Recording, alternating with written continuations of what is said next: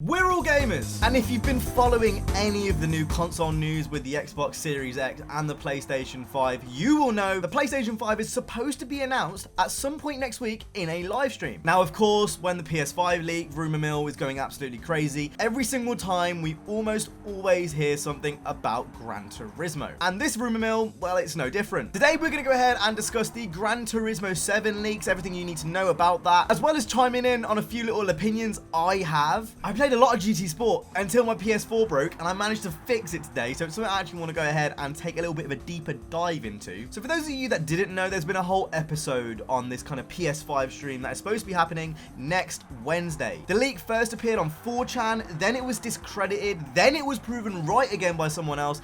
There's a whole little bit of a confusion around this topic. So what I'm going to say is take it with a pinch of salt. As well as that, I just do want to say it's completely possible that Gran Turismo 7 might be a PS5 launch title, but these leaks might be fake still. Like, it's completely possible that we might be getting a Gran Turismo as a PS5 launch title, but absolutely everything else in this leak is fake. I just wanted to make sure that you guys are aware that this isn't official news. This is just, you know, what's come from the grapevine. And we're going to go ahead and talk about pretty much everything that's in this PS5 leak, as well as kind of some of my expectations for Gran Turismo 7 going forward. So this whole leak, it's pretty long, so I'm going to leave all of it in the description. What I'm mainly going to focus on is the kind of Gran Turismo things that are important and the stuff that kind of relates back to racing games, because that's probably what most of you guys are here for. So Gran Turismo 7, which again is a numbered Gran Turismo game, none of the sports stuff, none of the prologue stuff, it's going to be purely Gran Turismo 7 according to this leak. It's supposed to be a launch title with the PlayStation. This would lead you to assume that it's going to be a return to what Gran Turismo's been in the past. So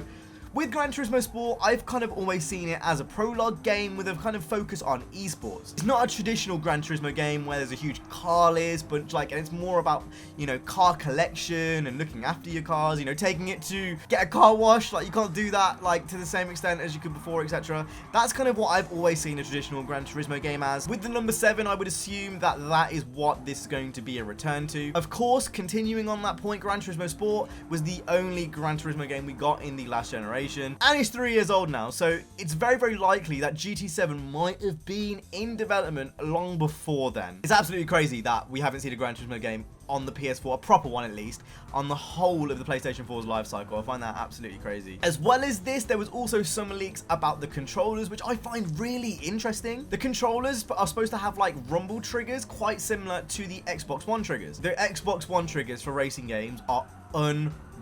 Especially in Forza, you can feel like when the ABS is kicking in, when the brakes are locking up through the triggers. I can only imagine what that's going to be like on the next generation PlayStation if they have similar triggers. It's something now that I can't really play without. It's really weird to play Gran Turismo after playing so much Forza with the triggers like not feeding back quite the same. So if the PlayStation 5 has something quite similar, that is absolutely exciting. It was a game changer when I went from the first Horizon game to the second one, just because of those triggers, you know, and it's going to be the same for the Gran Turismo fans. The unveil stream is supposed to be next week according to these leaks, and the actual release date for the console is going to be sometime in October 2020. And that is everything we know from this leak. Now, I'm going to kind of talk about what I want to see as a fan of the series, a long-time fan of the series, because Gran Turismo 7, it's been a long time coming. I think the main thing which most of us really want is just a huge car list. The big car list is the first obvious thing. Obviously, they've already got a lot of cars from GTS, which they can bring over. A